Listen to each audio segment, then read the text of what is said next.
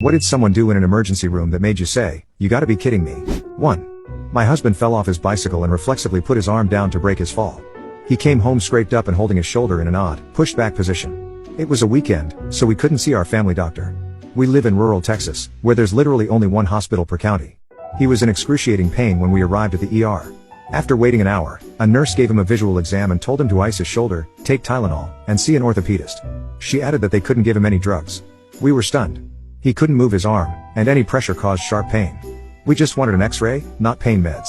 We drove to the next county's hospital, and it was the same story, no x-ray, no exam, and a referral to an orthopedist in a larger town. My husband had to sleep in a chair and go back to work without a diagnosis or doctor's note. 2 weeks later, a local orthopedist took a single x-ray and told us nothing was wrong, suggesting my husband was faking the injury for drugs. 5 weeks after the accident, a second orthopedist reviewed the x-rays and said, "Wow. My husband had a posterior dislocation of the shoulder, a rare and often missed diagnosis." He was referred to a specialty hospital in Houston, where he underwent surgery 6 weeks after the accident. He now has titanium pins in his shoulder for an injury that 3 providers said didn't exist. 2. I walked into the ER with a massive cut over my right eye. Blood was pouring down, and I could barely see. I had lost consciousness twice while driving, hitting a barrier on the highway that deployed my airbags. When I walked into the ER, kids cried, and women gasped. I looked like something out of a horror movie, covered in blood, staggering because my balance was gone.